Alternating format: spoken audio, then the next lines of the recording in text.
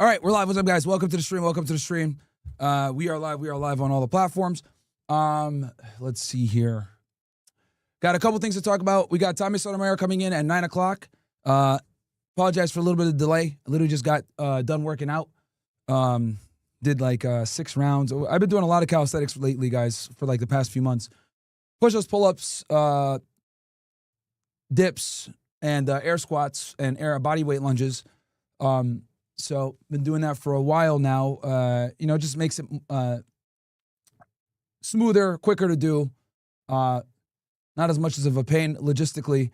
I honestly don't go to commercial gyms like that anymore because I get stopped a lot and it distracts from what I'm trying to do.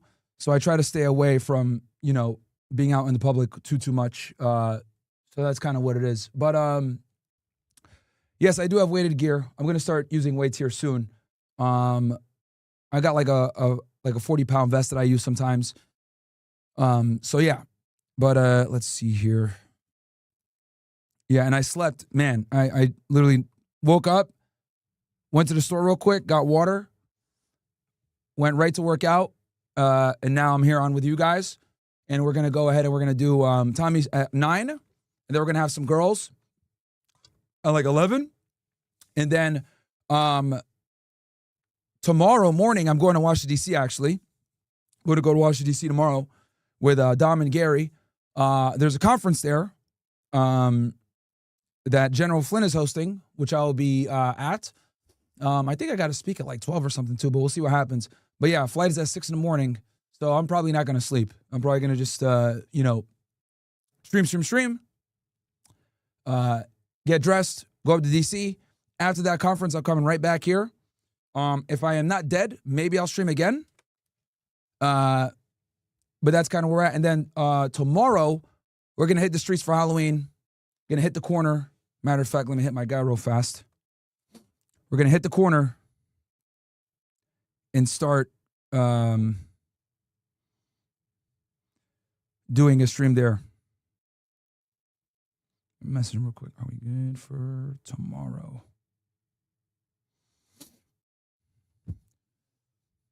All right, let's see here. We read some chats. /bro, I couldn't find the interview you did with Brad. Can you put the link in the chat? I got you right now. I did do an interview with our guy, Bradley Martyn. Chat. Let's go to YouTube. Right. Oh, hold on.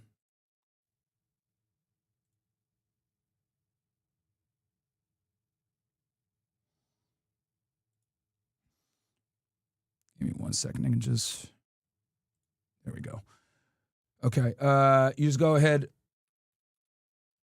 Raw talk. Boom. Here it is. More so. So here's the interview if you guys want to check it out after the stream.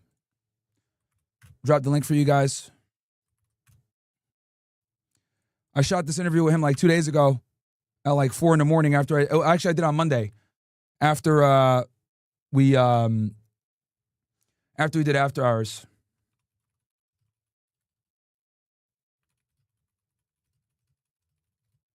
Mostly positive reception. We covered everything from immigration to covering, politics, to Kamala Harris, to Mustache Man, to everything. We covered it all. So, got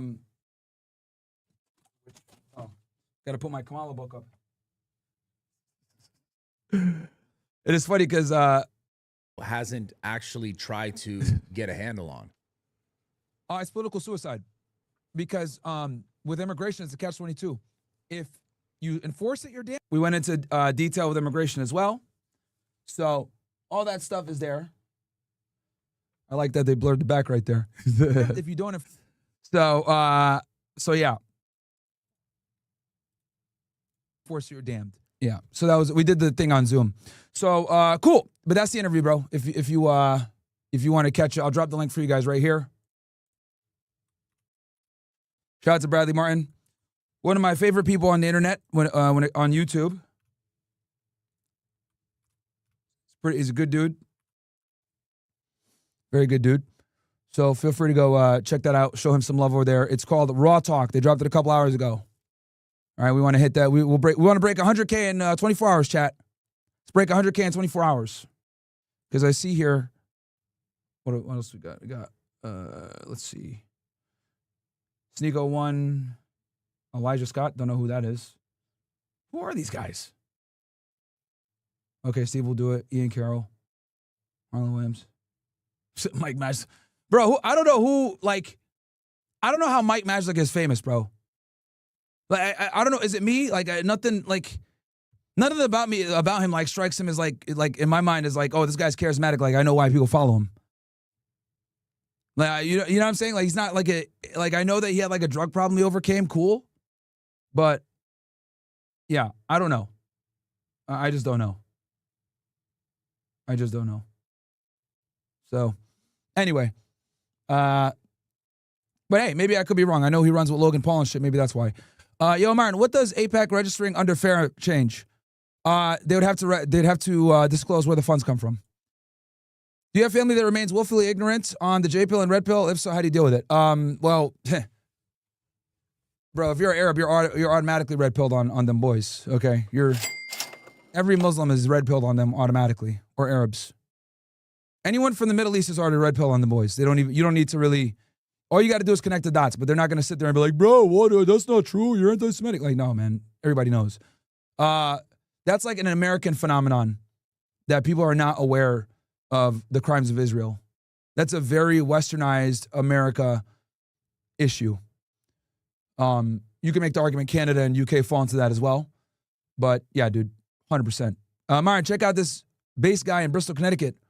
Losers crying over it on Facebook. Dude, that's funny. That's funny. Okay. Let's go ahead and get into the topic at hand, guys, because we don't have as much time as we usually do with this stuff. Hope you guys are liking the new setup of the stream, by the way, where we have, this chats actually show up on screen. Mike wrote a New York Times bestseller. All right. Well, on his drug addiction, right? Or how he got over drugs. That's fine. Yeah, that's cool. But like, he just doesn't strike me as like an interesting or cool person at all. Very normie. Like, he has very, very normie takes on everything. You know what I mean? Nothing against the grain. Everything is safe. Nothing based. Like he strikes me as like he is like the NPC mascot. You know what I mean? Like, I say whatever is generally safe to say. He's like, who he reminds me of? He's like Moist Critical.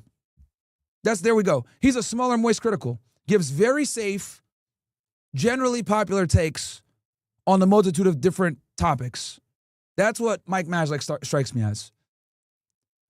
Right? Oh, is it safe to say? Okay, I'll take this position. Oh, is it safe to say? Okay, now I'll take this position. You know what I mean? So that's kind of what I look at him as like a NPC meter. Just like Charlie. When I saw Charlie made that video about Netanyahu, that's when I knew, oh shit, this is mainstream. It's official. It's official. If Moist Critical is talking about it, that means it's officially hit normie status. Because you guys got to remember, like, if you are not signed into your YouTube, right? I want to really paint the picture here for you guys on this, okay? Most of you guys that watch on YouTube, right? You guys are watching on a logged in account, right? That logged in account tracks who you watch time hours of who you watch. It gives you recommended creators for you to watch based on who you've watched before, etc. Right? Let's say you log in and you watch me a decent amount. You're going to find me and you're going to find other people that are similar to me, right? You're going to see content like that.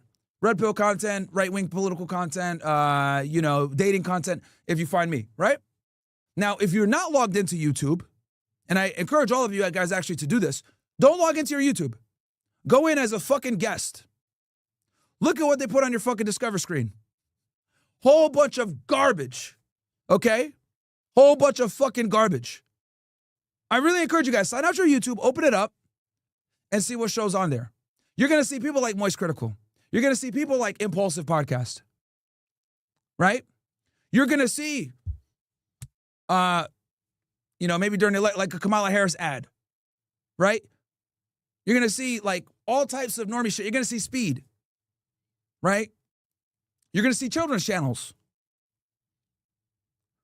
So when someone like Moist Critical comments on something, that officially means it has become normalized, it's no longer taboo, and it is safe now.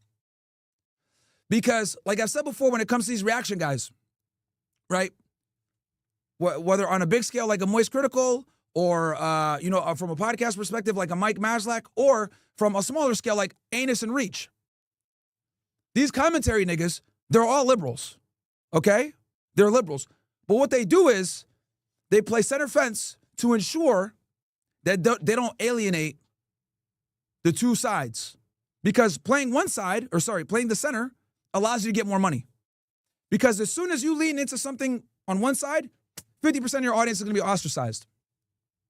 I'll give you guys an example of what I mean by this. Adin Ross had to take down his Trump collab. Right? As you guys know, his demographic is mostly young men, teenagers, kids, etc. Right? That might not necessarily be as politically inclined and have critical thinking skills. They see Trump and they're like, yeah, Trump bad. Right? So what ended up happening was, by having that stream up with Donald Trump, he kind of took a position politically. Taking a position politically is automatically going to alienate 50% of your audience. Right? And unfortunately, I hate to say it, when people don't align with you politically, a lot of the times they don't want to watch you. That's just the ugly truth. A lot of people, put their heart and soul in politics. This is why they always say, never talk about politics on a first date. Don't bring it up in family gatherings. Because a lot of people are very, very opinionated on it, and then they will go ahead and excommunicate people for not having the same political ideology as them. Now, me, I'm not that way. If you're a Democrat, you're a progressive, whatever, I can still be friends with you. I can still have a discussion with you. I'm not going to hate you or anything else like that, but a lot of people don't have that skill set. They just don't. Let's just be honest here. So, Aiden had to make a decision. Do I want to die on this hill? The answer is no. He's not a political commentator. It doesn't matter. It doesn't benefit him whatsoever to keep that stream up, and it doesn't benefit his audience or whatever, and that's not even his niche. So he's like, I'm going to get rid of this. This is a headache. This is costing me collabs. Rappers don't want to collab with me. People don't want to do shit with me, blah, blah, blah. They probably think I'm a racist, because you guys got to understand that to normie Americans, right, they still think Donald Trump is a white nationalist racist. Now, obviously, you guys are all smarter than that. We look at that and we start laughing, right? Like, what? You guys think Donald Trump is a white nationalist? Not even fucking close. Niggas trying to bring in more of these guys. Thank you. Come again. No, thank you. Right? But to the normies that are stupid, that are looking at these No Kings protests and shit like that, they think he's a white nationalist, which is hilarious. Right?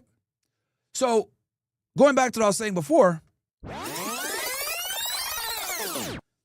people like Moist Critical, people like Mike Maslak, people like Anus and Reach, etc. These guys are all liberals. These guys are all progressives. Okay, they might have one conservative viewpoint here or there, but these guys are progressives. But they can't go full-on tilt progressive because they still want to be able to play middle of the road. Playing middle of the road gets you the most money when it comes to being a commentary channel, guys. Don't forget that. Okay? But these bitch-ass niggas expose themselves when you talk to them in debate or when you talk to them on DM or whatever. Abba proved himself to be a liberal when he was talking to Stevie Knight. Progressive. He's a Canadian. This country sucks. Charlie, he's a progressive too. Talking about, oh yeah, we should be allowed to let kids change their genders. Mike Maslak, oh, what's wrong with porn? What's wrong with dating a porn star? Progressive.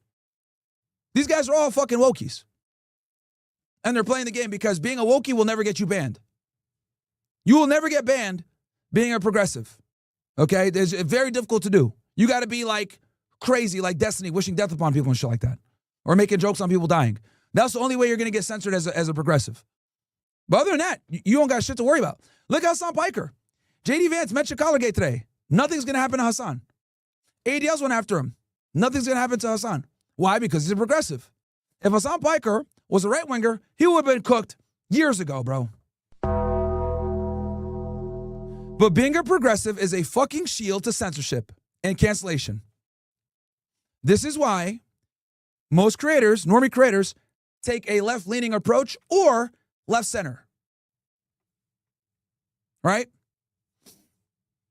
Even Osmongold, you guys see, he'll laugh at people like me and Nick Fuentes, he'll react to it, but he ain't going to go to the route. He's not going to say what we're saying. You get what I'm saying, chat? He'll like silently like approve it. Oh yeah, it's kind of funny. But he ain't going to go ahead and take the take of like, yo, get these Jeets out of here. Thank you. Come again. He ain't going to say we got to put these niggas, these primates in jail. He ain't going to say we got to get these Asian niggas out of San Francisco. You know? He ain't going to say fucking send these niggas back to Mexico, these taco niggas.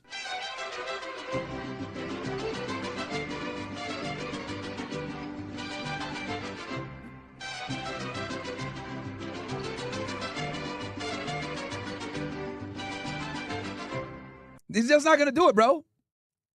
Only real niggas like myself and a few others are going to do it. But instead, they're just going to go ahead and react to our shit and kind of like, you know, give the silent nod. But that's what it is, man. So that is the landscape of commentary YouTube. The negative is you don't build a real audience because you're in the middle on everything. So niggas don't really watch you. Rather, they watch you for what topic you're covering. But the positive is you get major fucking algorithmic boost. So when people are logged out of their fucking YouTube and they open it up, they'll see your shit because you're in the center. That's how YouTube looks at it. It's a strategy for reach and money. This is why so many people don't like taking a stand, or don't like committing to their political ideology overtly. It hurts the money. Okay, let's get back into it. All right, so where were we? Let me read the rest of these chats, and then we'll get into it. Okay, Shalom Myron. No, actually, where were we? Oh, so that's Ricky, brother. SS Dom, do you have family that remain willfully? Nope, sorry, I read that one already. 2,500 or nothing, Myron. A repeat client wants to hire me again, but is trying to drop my 2,500 project rate down to 1,500. What's the best way to handle that without losing clients or undercutting my value? Make sure that he secures you for other projects if you're going to give him a discount like that. He needs to secure you for multiple other projects, not just one. If it's just a one-off, full price. But if he's going to lock in like 2 or 3, then you can give him the rate. Knox. Oh, yeah, I've created new YouTube accounts, and it's mind-blowing the utter slop that's fed to normies. Yep. Thank you, Knox. I appreciate that. Yeah, and I encourage every single one of you guys watching right now, log out of your YouTube and see what bullshit comes up on your screen. It wasn't 6 million. What's your opinion on all these EBT echelons saying if they don't get food stamps on Saturday, they're going to start robbing people and stealing people's grocery carts after they pay and leave the store? What are some ways to protect ourselves from this without having to jump straight to pulling a weapon on these ninjas? Bro, you gotta, number one, you should always be carrying. Number two, niggas are gonna have to start door dashing. Benjamin Netanyahu, Shalom, Myron. W on that Bradley Martyn Club. Appreciate you, Benjamin Netanyahu. Yeah, we got a guy in our yeah, you guys are not reading that wrong. We definitely have a guy named Benjamin Netanyahu in our community. And his profile picture really is Netanyahu, the official Israeli portrait.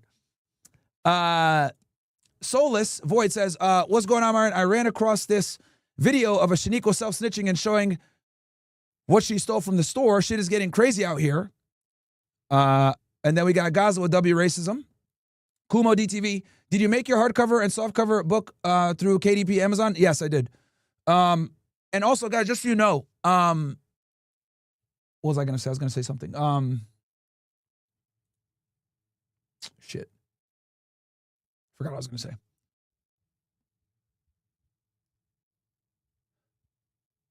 All right, so there's been a lot of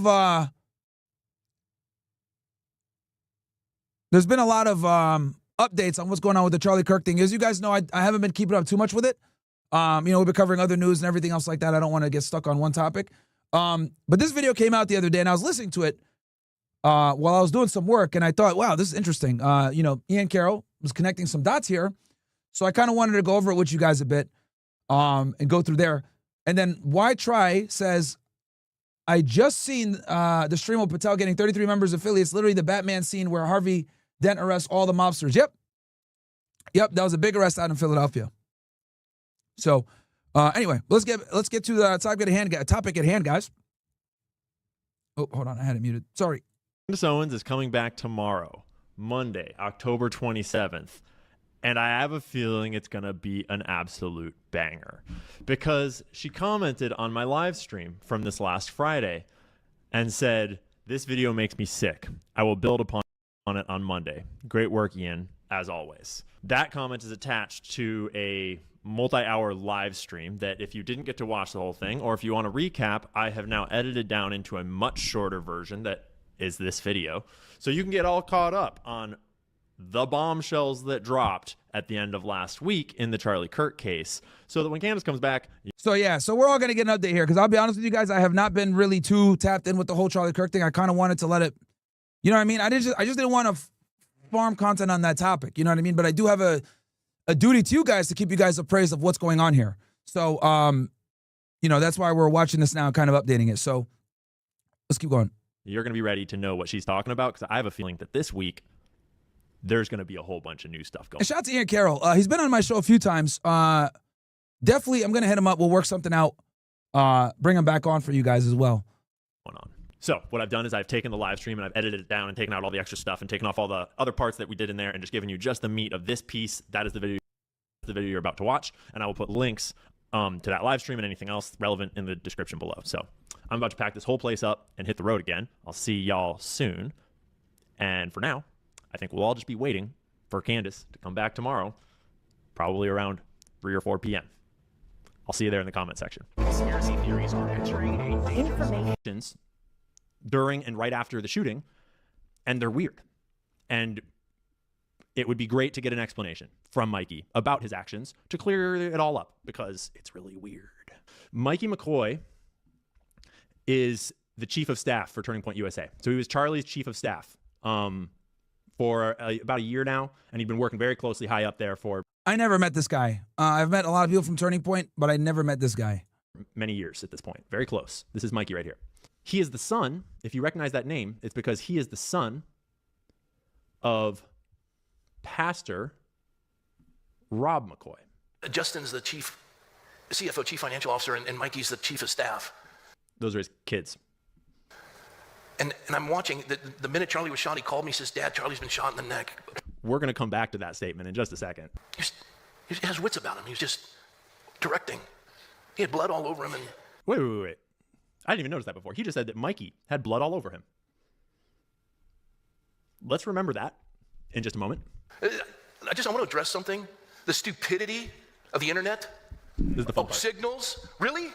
And the other guy, Dan, the security guard, he's somehow tied in with this conspiracy. Get over yourself. Anyways, we don't need to listen to his whiny voice all day. There is truth to what he's saying, that like, yeah, it's important not to like dogpile on to people that are grieving that are close to the, it's a touchy subject. It's true. But he said a few things right there that are going to be really, really, really relevant when we watch video footage of what his son, Mikey McCoy, the chief of staff, did right when Charlie got shot. And here's the thing about video evidence.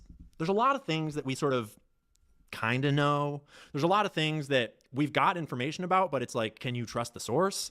This is the other thing too, that I can say that we can, pretty confidently about this whole situation. No one believes the official narrative. And that is why other theories have been thriving, is because no one trusts the official narrative. That's the big problem. There's a lot of parts of this story that are speculation and are probably always going to be speculation. But video is video. And yeah, there's AI, there's editing, there's all sorts of stuff that can happen to video, but the original video footage that we've got of this event, I think we feel pretty good about most of the original video footage. If it's on video, it happened, probably, almost certainly. And we need some explanations for what's on video. There's a lot of video, actually. Not as much as we might expect, but there is video. And so maybe there's a rational explanation for everything that's caught on video. But there's got to be some sort of explanation, because it happened and it's on video. Because Sam had to zoom in on this guy right here in the background. And it's kind of hard for you to see, but this is Mikey McCoy. And Sam did another expose about tracking Mikey through the whole day, because Mikey was right by Charlie. He rode in with him in the SUV. He was filming. A lot of the footage that we saw at the beginning of the event, like of Charlie throwing hats, was from Mikey's phone. Mikey was right behind him and beside him all the way through. And then when Charlie was speaking, Mikey wound up right here to Looker's right of the tent, wearing his black backpack with his white long sleeve shirt. And in just a second, we'll watch and track him. Remember, chief of staff. It's like the right-hand guy. And he was at Charlie's right hand all day long. Gang violence. Great.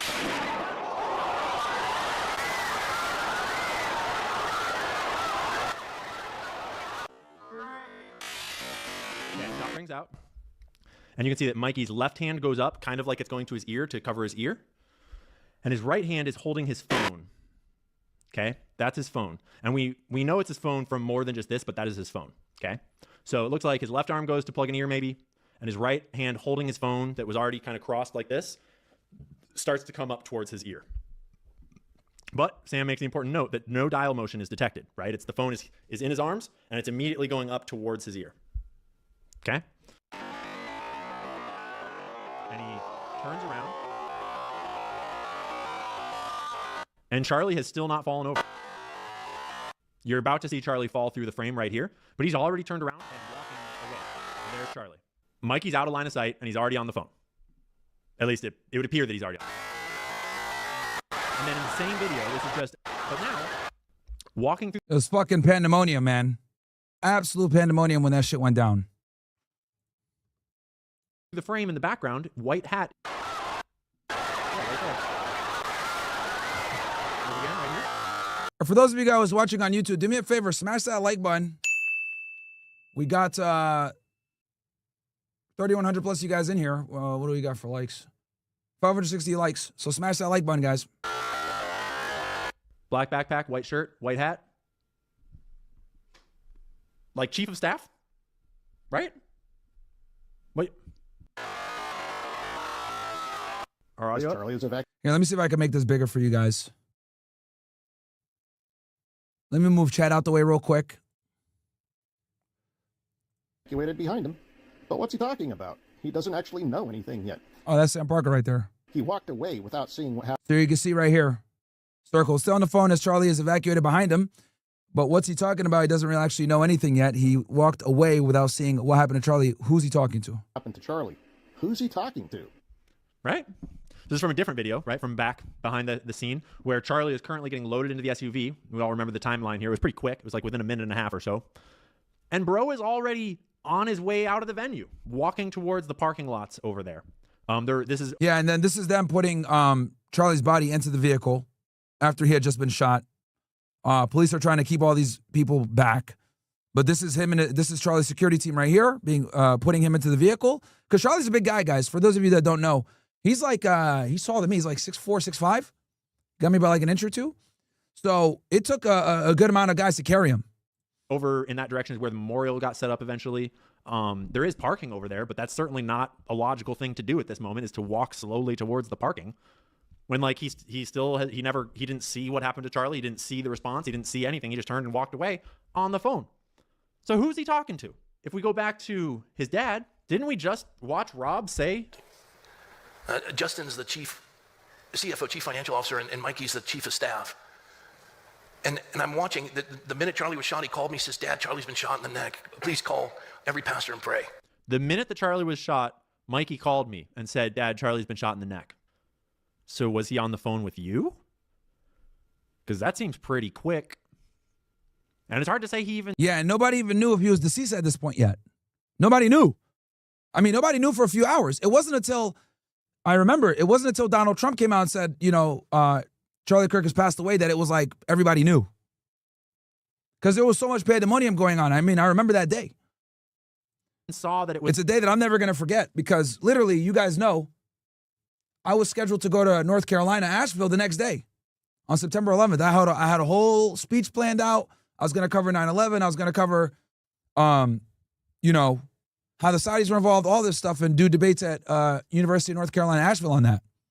And I had to cancel it.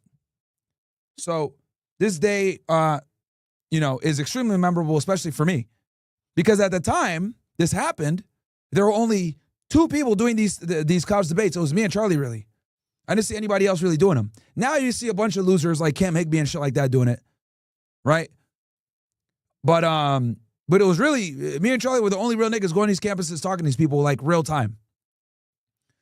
Crowder came back and started doing it. Crowder was one of the originators of going to college campuses. But yeah. A shot in the neck because he was behind him. But, right, and he turned around within a second. But then he also says this. He has wits about him. He's just directing. Directing from not the scene? Directing from leaving?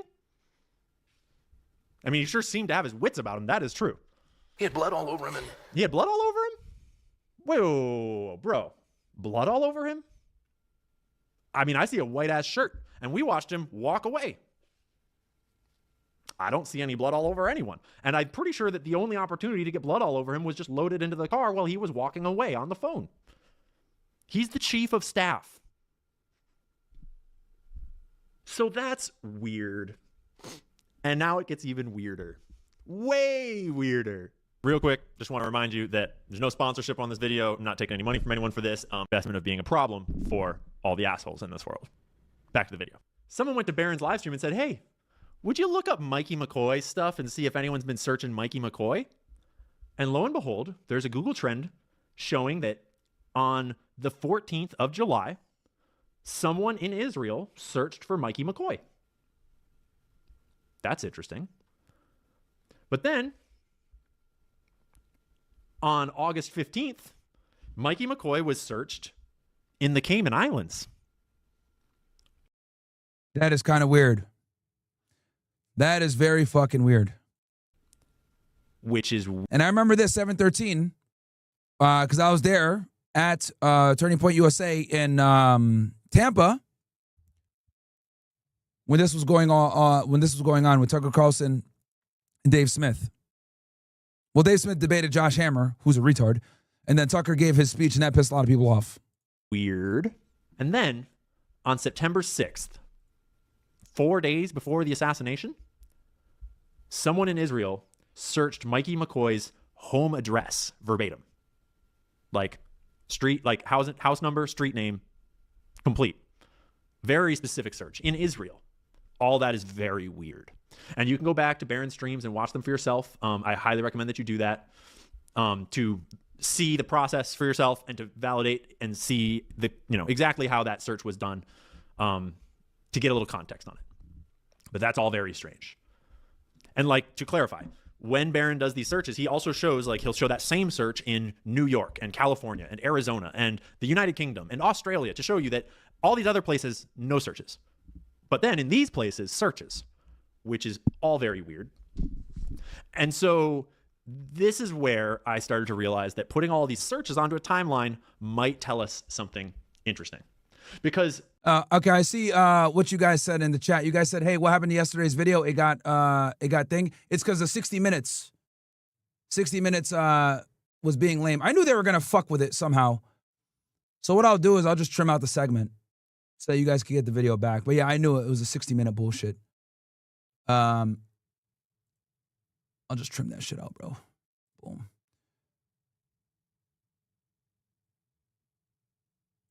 It was the 60 Minutes with Steve Witkoff and Jared Kushner that they blocked the video. That's why, guys. It's not there for you guys. That's why. But it's okay. It'll come back. Thank you for bringing it to my attention. I didn't even know. Barron keeps on kind of saying how there's this. Yeah, this is why I always tell y'all, bro. I fucking hate YouTube. It's just trash. They all cluster around this 2-week window, sort of in the middle of July of this year is when the most searches happened. And so I'm sort of thinking, well, what happened around July 20th? Like, what was happening in Charlie Kirk's life and in TPUSA's life and in Israel's life? And, what was happening around that time in July? Do you know what it was? Right around this time when all these searches exploded? Any guesses? On July 13th of this year, Charlie Kirk was in Florida at the TPUSA event hosting a debate between Dave Smith and Josh Hammer, where Dave Smith made Josh Hammer look like a fucking idiot. Yeah, it was really bad. Josh Hammer gave all the typical Hezbollah talking points. Hamas uses them as human shields, mass grapes, beheaded babies. He was using all the fucking Hezbollah. Made himself look like a fucking dummy, bro. Made the entire pro-Israel cause look ridiculous. Yeah. And then the next day, on July 14th, Tucker Carlson headlined the main stage for the closing night of the event. And we know from Tucker's reporting, Candace's reporting, and kind of Dave Smith's reporting too, that a conversation happened backstage before Tucker went out on stage where he said, listen, I know that you get all this shit from donors, and I know that they're all over you, and I normally talk about Israel and about Jeffrey Epstein and all these things, and I'm not going to go hard on it. I don't want to bring more trouble on you. I'm not going to do it. And Charlie said, no, go all the way. Say it all. Respect for that, because as you guys know, Turning Point USA is heavily funded by pro-Zionist donors, right? And a lot of them. Here's the thing, bro, with these people, with these guys, these hardcore Zionist guys, they can't take criticism, bro. They just can't. They get all butthurt. Oh, you can't say that. That's anti-Semitic. Blah blah blah. And I would say in an environment nowadays where things are becoming less and less favorable to Israel, running away from the discussion just makes you look weak. It makes you look really bad. And they would rather just censor everybody than have these difficult discussions. And this is precisely why no one is pro-Israel, to include the very constituents that used to support Israel. Even you got idiots like Megyn Kelly, for example, even questioning Israel. I told you guys about Megyn Kelly. She's like, a corporate shill, right? I don't know if she was like Fox News before or whatever, right? She's even starting to get awoke to this shit. You know what I mean? And she's a bot. So, look, just get your best Hasbara guy, Ben Shapiro, whatever, and y'all just gotta just continue to do debates and try to change people's mind. Censoring people is not gonna work. It's just not. It's gonna make people trust you guys even less. But that's what they're doing right now. Larry Ellison procured TikTok. Benjamin Netanyahu met with a bunch of influencers, right? Who are going to be doing the Hasbara, right? They said that they're going to start paying them $7,000 a pop for post. This is where we are now, and this is why being pro-Israel is it's a good day. I'll tell you guys that. It's good to see. And Tucker recounted that conversation. I remember when I had to say them boys every single time, right, and hit the sound effect. Those are some dark days. Now we can just say what the fuck it is, which is great. To us. So that was July 13th and 14th. And there were searches before that. They extend into June and a few in April a little bit. Some searches before that. But then they explode. That very day, the 14th, not even before the event is over, that's when Mikey McCoy gets searched in Israel. Then, that same day, a guy named Richard Rasmussen gets searched in Israel. And who is Richard Rasmussen? Let me reference my other sheet over here. He's one of the surgeons at Timpanogos Regional Hospital. 2 days later, Timpanogos Regional Hospital is searched in D.C. And then, that same day, in D.C., someone is searching for Bo Mason, who is the commissioner of the Utah Department of Public Safety. On the 18th, Stephen Nealman is searched in Israel, then Lee Patterson, then Catherine Nestor, then George Hodgson Zinn. George Zinn was searched in D.C. Brian Gill searched in Israel. Robert Patterson searched in Israel. Lee Trotter searched in Israel. Lossie Center searched in Israel. You guys don't know any of these names. You've never heard of any of these names. Stephen Nealman, Lee Patterson, Catherine Nestor, Brian Gill, Robert Patterson, Lee Trotter. Who are they? Well, Catherine Nestor is Tyler Robinson's lawyer. And someone was searching for her name in Israel. Not in the UK, not in Australia, not even anywhere around the United States, just in Israel. All these other names, these are all surgeons that work. I mean, do we know who specifically in Israel searching this stuff, though? At Timpanogos Regional Maybe we'll say. Hospital. A few of them are involved in the police force in the area of the shooting. Schaefer Security was searched in Israel, which is like maybe just noise because Schaefer Security wasn't actually Charlie's security outfit anymore. They'd stopped a long time ago. Hunter Kozak, the guy that asked the question when Charlie was shot, he was searched in Israel on August 3rd. That's weird. If you recall, we have video of Hunter Kozak apparently practicing his oh shit expression before the shooting happened and then being very oh shit melodramatic at the moment of the shooting. But Hunter Kozak is actually part of an organization that is dedicated to trailing Charlie Kirk on campus tours and then trolling him in the questions from a left-wing perspective. Hunter Kozak is like opposition to Charlie official. Let's look this guy up real fast.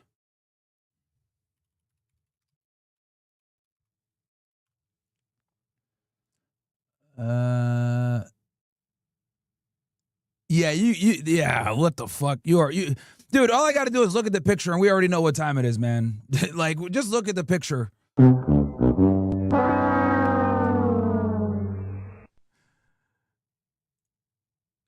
This is the guy that he was debating, I think, right before he got shot. Right? If I'm not mistaken, chat?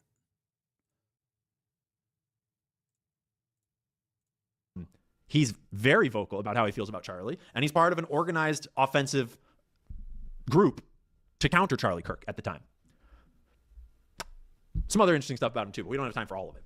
But what I'm trying to show you is that just so happens that this massive explosion in search trend data happens right after the TPUSA Florida event, where it becomes pretty apparent to a lot of Jewish donors that something's got to be done about Charlie Kirk.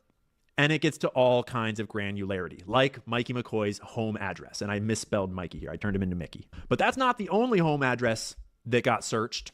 On September 7th, 3 days before the shooting, someone in Israel searched W925S Street. That is a very specific search, right? And I see in the chat, someone just said like 9 billion searches a day, for fuck's sake. Yeah, but none of them are for this. And we know that because when you look up W925S Street, look all over the country. Look at every jurisdiction. Look at other countries. Look all over the world and see how many Google searches are done for that exact order of letters and numbers. How many digits are in your PIN for your debit card? 4, right? Because just 4 random numbers in a sequence is a fucking like uncrackable code. There's endless possibilities. But when you have letters and numbers and it's 1, 2, 3, 4, And it's true. Makes it far more sophisticated. 5, 6, 7 characters long, that's an astronomically rare thing to search. And do you know what W925S Street is? Well, it's not Mikey McCoy's address, but it is where the gun was found. Oh, shit. Like literally where the gun was found. It is this. If I'm not mistaken, was this the house where we saw the ring cam chat? This might have been the house right here where I'm circling. Let me make it a little bit bigger for y'all. Get the chat out the way real fast. This might be the house, or maybe it was this one, where he walked by. Remember when Tyler Robinson was walking by and he was limping? And we had that ring cam footage? Anyway, carrying on. Tiny stretch of road from about here to about here, which is like 1, 2, 3, 4, 5, 6, 7, maybe 8 houses. And the gun was found right here. 3 days before the shooting, someone halfway around the world is searching for an address in this little town in Utah. I mean, it's not a little town. It's attached to Salt Lake City. But bitch, please, come on. That is very specific. And then on July 11th in the District of Columbia, someone searched 683 W925S Street. That's a pretty specific location. 683 is this house. That's the chicken coop right there. Was that the ring camera house? Let's see. 1 sec, ninjas.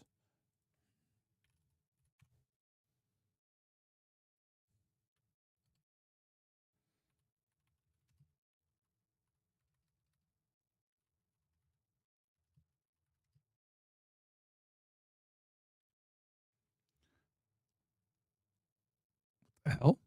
Daily Wire's live right now? What the fuck? All right, whatever.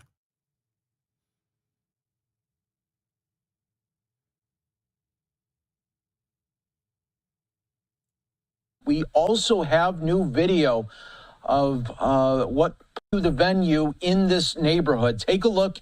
You can see the images now of that suspect. They're Remember when he was limping, chat? walking in the street, and TMZ first broke this. if you can see, the person is walking with a limp there, and it is believed to be because that person has a rifle in the pants, and they are walking very difficult because of that object that is inside of the pants. Take a look here of that limp right there.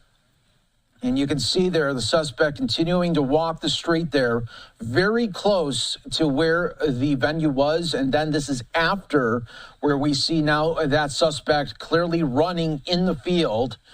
And this was all obtained there by TMZ. And of course, police are looking at that. The feds are looking at that as well. But this is the newest video that we are seeing of all this play out. And again, just happening moments ago as well, we are getting a new shot of the person of interest, the suspect, where these new images just released by the And the crazy part is I've seen so many idiots dress up for Halloween wearing this bullshit, man.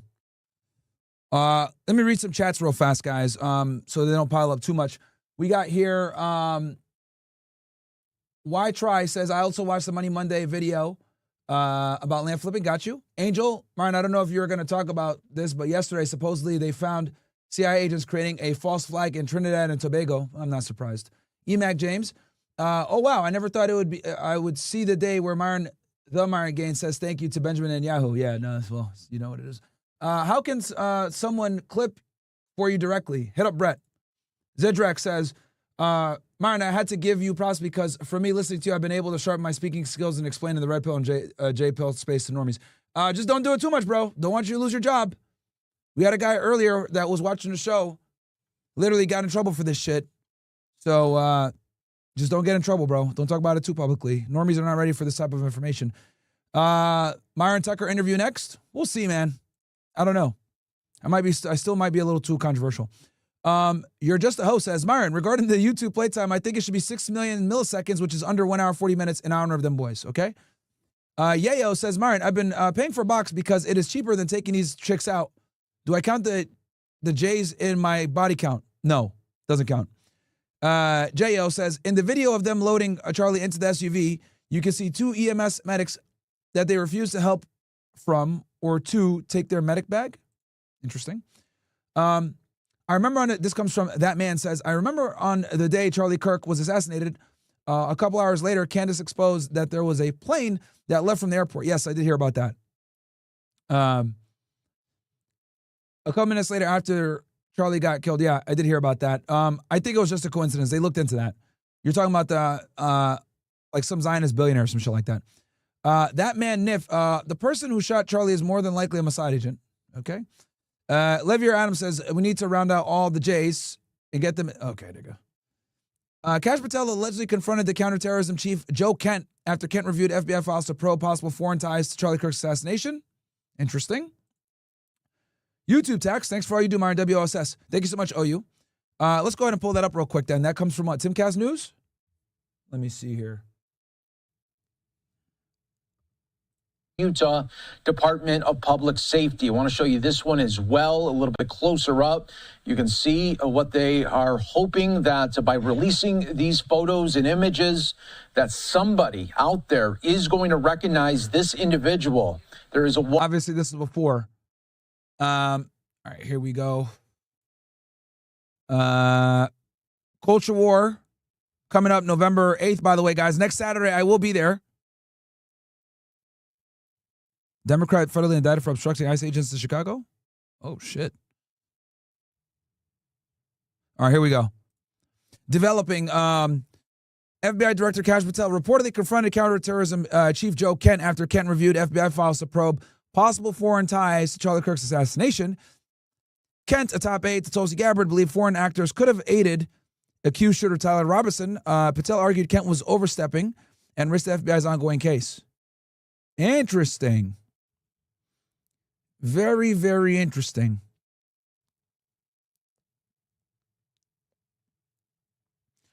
Also, let's keep in mind, guys, that the FBI has not charged Tyler Robinson yet federally. Okay? They have not. As we speak at this moment, Tyler Robinson, I think, is only charged by the state. Okay? It is the Utah Criminal Investigation Division for the state police that's running this. And let me double check. Tyler Robinson, federal charges. Yeah, doesn't look like it. Yeah, the lead agency is actually the state. The state are the ones running this thing. So. What? I mean, you make your own assessment. You decide for yourself if you want to give any credibility to all that. But I highly recommend that you go and watch Baron Coleman's streams before you jump to any conclusions about it. What you're probably seeing is either a whole bunch of very bizarre coincidences where people halfway around the world are getting really interested in people that they don't know and have probably, well, I assume wouldn't know and probably have never met, tail numbers to planes that they have nothing to do with, addresses for houses that they have nothing to do with, the Losi Center, a building in a college halfway around the world that they've nothing to do with, I would assume. All of these things are getting searched all in rapid succession right after the TPUSA Florida event. So maybe it's all just coincidences, or yeah, there's two things that I dislike about this whole situation, chat. Okay, I don't like that we don't have the autopsy. That has me very concerned.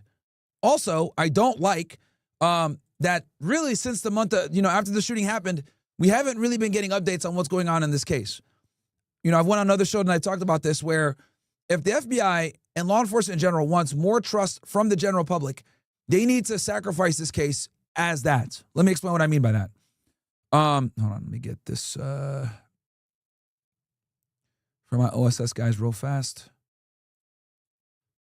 Okay, so if the FBI wants to regain the public trust that they lost, okay, over all the different debacles, whether it was Russiagate or all the other politically motivated prosecutions that they've had, you're going to need to be transparent and open with the American public. And the FBI really over the past 10 years has taken a good beating publicly. People don't trust it anymore. People think they've went from, a legendary law enforcement agency which was responsible for going after La Cosa Nostra and busting terrorists before the 9/11 era. Now it's like no one trusts them, right? And there's a bunch of different ways they've shot themselves in the foot, throughout this. Now, I do think, and some of you may or may not agree with me on this, I think Dan Bongino and Patel are doing a better job than the last FBI leadership with Chris Wray and all the others, right? I mean, I think at this point it's really, it's not really up for debate anymore. Like, Patel's declassified 33,000 documents, and he's been in for what, 8-9 months? Chris Wray declassified 13,000 documents in 4 years. Doesn't even come close. Now, with that said, however, I understand as a former investigator that investigation integrity is very important, and exposing certain things can hurt you. But, this case has enormous public interest. And quite frankly, the FBI is fucked up significantly by not being transparent with the American public in general. So, if you want to garner back that trust, you're gonna have to make one case a sacrifice. And I think this is the case that they should, because it has such great public interest. And the other thing too is that, to me, from what I'm reading, this looks like a simple murder case, right? It's a murder case. Now, if there's foreign intelligence involved or some other shit where it might be has some classified elements or high side elements, hey man, give it to the people. Give it to the people, because at this point, the FBI's approval ratings are low. No one trusts the agency. The agency's integrity has been undermined by the public. So being more transparent with this case will help a lot with repairing that distrust with the American public. And I think this case is the perfect case to build that rapport again. And I'm telling you guys, I'm a former special agent. I get it. I've done investigations like this before. You don't want to fucking burn your sources. You don't want to fucking burn your case. You don't want to burn techniques as to how you got information. I get it. Protecting the integrity of investigation is important. But I think at this point, with the rock and a hard place that the FBI is in now, hey, bro, you're going to have to bend a little bit on the operational security to garner back the America's public trust.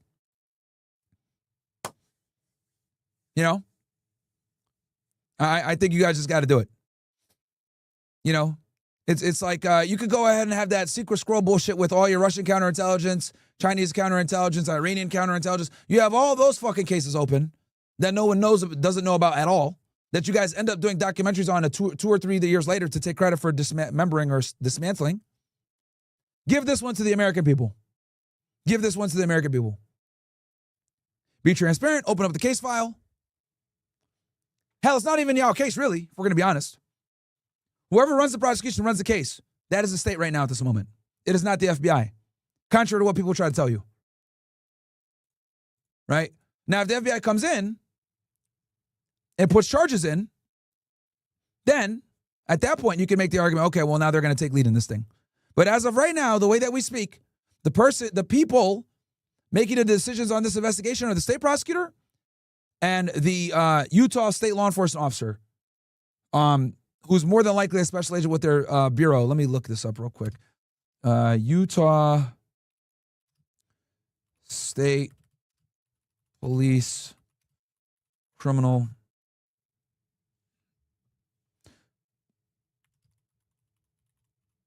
Investigation Division.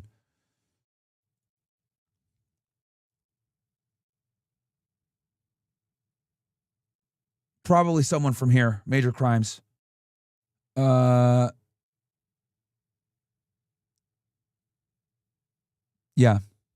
SBI.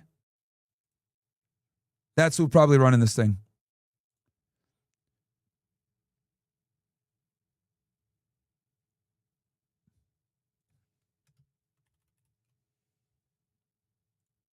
Yeah, so in their public safety, basically their state police, all the different divisions.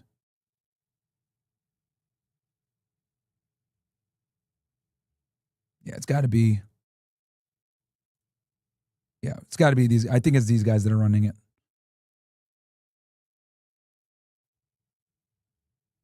All right. Let's get back to it.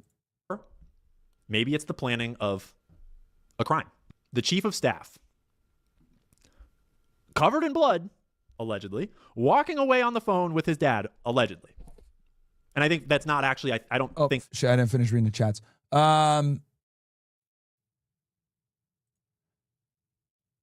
Guys, I'm only reading 10 and up from Rumble or any other platforms. I'm only reading OSS chats. If you guys are members of OSS, only $1 to join, by the way. Just use the code LYouTube, which we are going to switch over to OSS very soon. What's the update on Frank's shitty situation? No pun intended. He's better now. He had bad diarrhea, but he's better now. Joseph Coyle, with the Charlie Kirk assassination, may God rest his soul, what's your honest opinion? What happened? Because I think Israel got something involved with it. Call me a dumbass if you want. I have not made any definite conclusions. I am not ruling anything out. That is my take on this subject. I know some people, you got two sides, right? You got some people that are saying, the people that are saying that Israel did it are retards. You got other people that are saying, like, the people that, believe the official narrative are stupid, blah, blah, blah. You got different warring factions with this topic. For me, I'm not ruling anything out, which is why I'm watching this video right now, right? I'm keeping an open mind to everything because the official narrative, I don't like it. I don't like how they're presenting it. And quite frankly, the official narrative creates more questions than answers is the main problem. The official narrative creates more questions than answers. Why do we not have the footage of the guy taking the shot on the rooftop? I mean, we got this right here. This really pisses me off. I'll show you guys this real quick. Ty Robinson running off roof, right? Look, we got this bullshit. As you guys can see,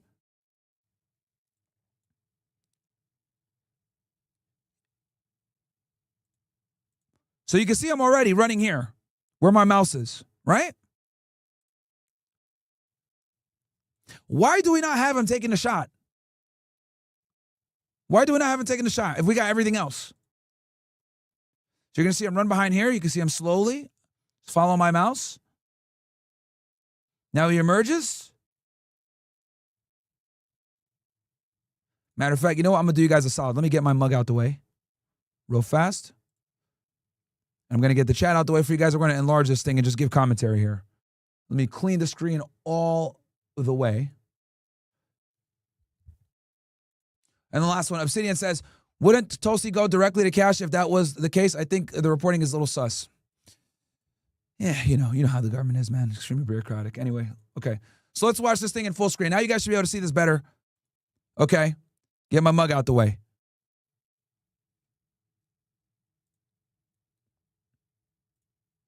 So, boom. Camera's on. He's already running. He's already running. Here he is. Right? From the beginning. Boom. They got him as he's already stood up. We know, at least from what they're saying, that he was in a prone position and took the shot. Right? Why do we not have him in the prone position shooting? If you guys got all this footage. One more time. Where does it start out? He's already up. Where my mouse is. This is him right here. This little silhouette right here. Where my mouse is him. It's hard to see, but that's him. Now move the mouse down a little bit. That little black stick figure right there, that's him. Right above my mouse. Okay? Then they zoom in. And he's running.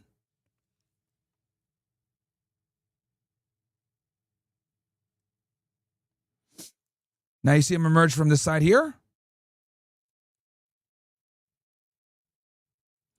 They zoom in again. He places a bag down. Grabs the bag again. Dangles and jumps down. Boom. He drops something, picked it up, and then he starts running. And you can see something clearly in his right hand as he's running.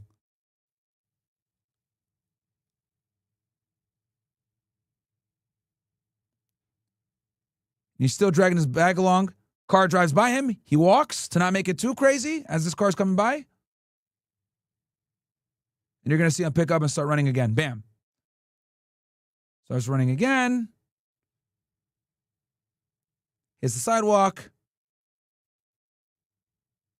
And there he is. So my biggest thing is I don't like how we don't have him taking the shot. We only have him running. Bullshit, man.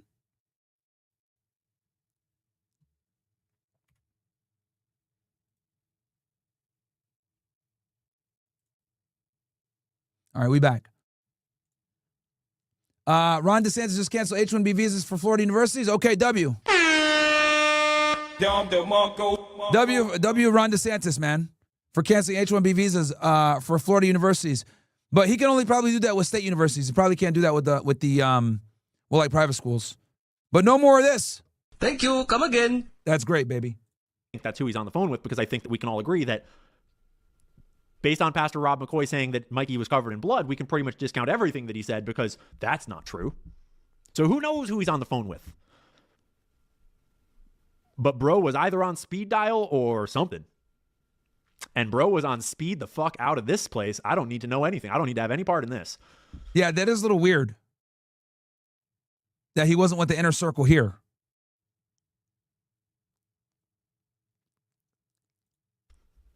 And we would love an explanation, Mikey.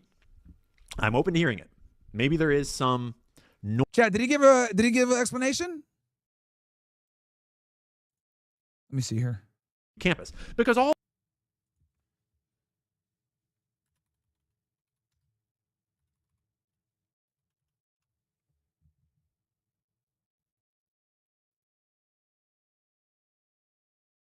Okay, all right, so they made a video. Okay, so let's go ahead and finish watching this, then we'll look at our Turning Point's response and give an analysis. Then we'll also watch some of the Candace Owens stuff too.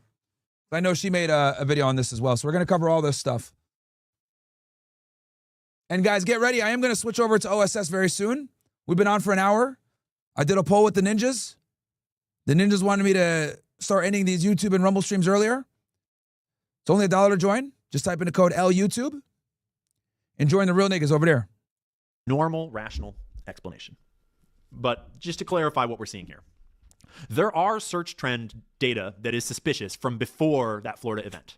Like, for example, the Losi Center was searched in Israel on July 7th and July 9th. And that's a weird thing to search if you're in Israel. Yep, that is very weird. And let's look this up real quick, what the Losi Center is. I think it might have been the building where he took the shots from.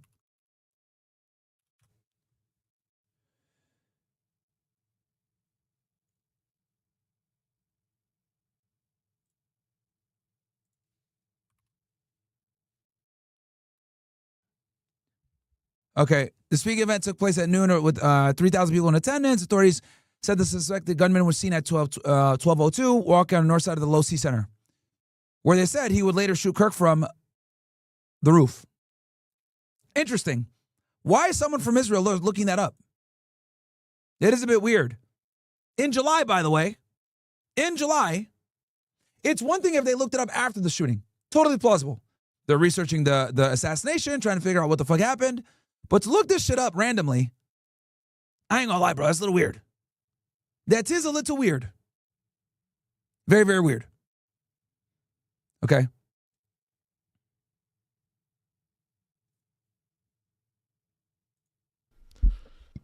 Actually, the landscaping company that redid the crime scene, they were searched on July 6th in District of Columbia, DC area, which is like maybe a coincidence. Maybe someone in the DC area had some business with them or something. Who knows? And there are other searches too before that I didn't include. A couple of them, not a ton, but they trail off into the beginning of July, and there's some in June. There might have been a few in May, but not many. And then the TPUSA Florida event, and then a bunch of them. And they're all and that's crazy. Because and I was there, guys. It's one thing to hear about this stuff from others, but I was there at the Turning Point event. People weren't happy with Tucker there. It was like kind of a mixed crowd. Like when he would say things about, that would maybe infer something negative about Israel, it was like half and half. Some people would cheer and then some people wouldn't. Right? The Josh Hammer debate got him a lot of heat because unfortunately Josh Hammer is stupid. And since Josh Hammer is stupid and he used all the fucking Hezbollah talking points, your boy Dave Smith was able to absolutely cook him. And he not only cooked him, but he was able to sway opinion. And keep in mind, guys, Dave Smith is not a conservative, okay? He's a libertarian. So people are looking at it like, why do we have this libertarian anti-Israel guy here at Turning Point USA? Like, that's how they looked at it. For us, we're like, yeah, debate, let's do it. But for the people that are funding Turning Point USA, it rubbed a lot of them the wrong way, pissed a lot of them off, right? You can even make the argument that might have been the straw that broke the camel's back. Pause. So people were not happy that Dave Smith, a libertarian that is critical of Israel, was at Turning Point USA, which is a pro-Israel funded organization. See where I'm going with this? And then not only that, but like, you not only invited this guy, but this guy made Josh Hammer, a pro-Zionist Jew, look like a fucking retard in front of everybody. So in other words, Turning Point USA paid money to embarrass themselves. Does that make sense? Like, Turning Point USA put the money in to create the event, and it backfired on the donors. You see why they're pissed off now? So that's what went down. That's why people were so pissed off about this shit. And I like Dave Smith. I've had him on the show before. We need to do another collab soon. I always give him credit because he's Jewish and they attack him viciously.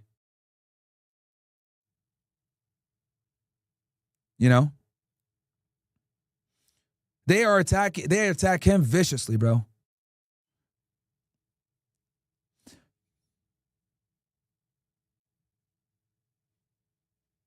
Let's get back to it. in Israel. And then, leading into the event, a lot more of the search trends that have been found so far, at least, are stateside in D.C., and a couple of them in the Huntsville area probably around that FBI office, but who knows. And so I'm very curious for anyone involved with Turning Point, kind of a long shot, but I'm curious, at what point did the UVU campus location get first brought up? Was it in August? Or was it maybe? I think Charlie had that list out of the schools he was going to go to for a while, man. I think he had that list for a minute. Maybe back in July, or was it maybe even before July, right? And at what point did that become concrete? And who had access to that information? Who was privy to that theoretical possibility that maybe Charlie Kirk would be on UVU campus? Because all the way back July 7th and 9th, someone in Israel was searching for the Low C Center, which is very awkward. And then the 8th, Robert Shillman allegedly pulls all of his funding from TPUSA. And then somewhere in this early September timeframe, I have not pinned down the exact date yet, Charlie's in the group chat saying, I have no choice but to leave the pro-Israel cause. And then, whether by coincidence or in response to that group chat, I think it's probably coincidence, most of the search trends shift to being stateside in the DC area. And if you're running with the theory, speculatively, what that would indicate is that the assets are on the move, that it's a go, and any assets that might have been based overseas, although I doubt that very much or any of them were, I think it was probably just planning and doing things like prepping schizophrenic people to play their part, so to speak, is my guess. But suddenly the operation is more stateside based on the searches that have been found so far. And that would track because now it's like it's go time. The plan is made. And now it's just whoever's on the ground, whoever's the accomplices in DC are maybe just putting the last little touches on it, dealing with any weird changes like this plane. Very, very strange to be researching all this crap right before this happened. And what was the name of...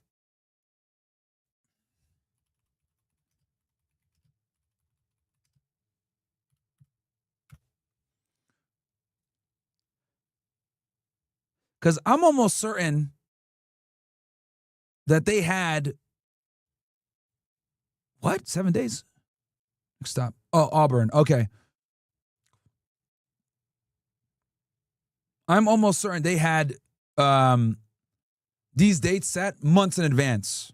So everybody knew where he was going to be at and when, because obviously they're like, selling tickets, want people to show up and everything else like that. So they give them plenty of lead time. Right? Actually, let's go ahead and check this out real quick. So we'll do this response. And then also, I do want to see this.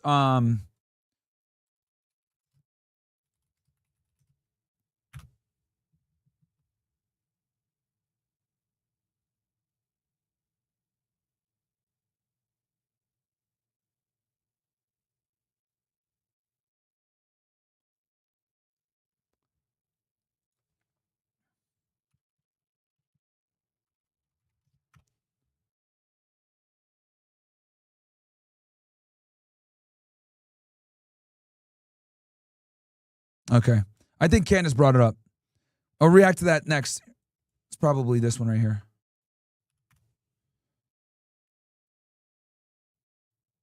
Probably this one, chat. I'm assuming one of these two videos right here. Anyway, let's finish. They're searching the owner of the plane. They're searching the tail number of the plane. They're double checking the low-C center, tail number of the plane. Tyler James Robinson, again, in Timpanogos Regional Hospital searched. That's weird, because this was all... That is weird. Because literally, this is before Charlie was shot. Guys, Charlie was shot on, I'll never forget the day, September 10th, 2025. The day before 9/11, he got shot and killed. And I'll never forget it because I was supposed to be in North Carolina the next day. I just switched all my shit up. So that's absolutely nuts that all this stuff was done the day before. Or days before, in this case. And then, remember that Candace alleged that 3 different sources told her that Charlie said the day before the shooting that he was worried they would kill him if he turned on Israel. And then, let's not forget that on September 9th, Josh Hammer retweets Trump's 12-year-old execution tweet. He goes back 12 years in Trump's timeline to grab out his tweet about... And for those of you that don't know who this Josh Hammer idiot is... Every single time, every single crime, every single lie, early lie, every single hour, every single day, every single night, early lie. I know it's hard to believe it's the whole forest, not one tree, and it's every branch and leaf. They're born to deceive, but I'm telling you the truth. It's not just one or two, it's every single Jew.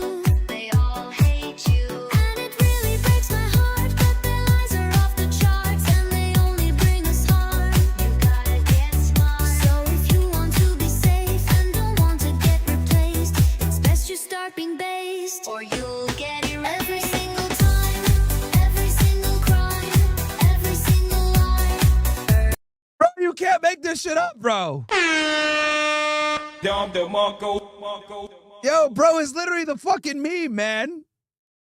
Bro is literally the meme. Yo, we're going to OSS, so I gotta fucking censor myself anymore. This shit's fucking annoying. Yo, come on over, niggas. You know what time it is. We're about to start cooking, man. We're about to start cooking. We're about to start cooking, guys. You guys know what time it is, man. Time to go over to OSS, man. We're going to OSS now, niggas. I'm tired of this shit.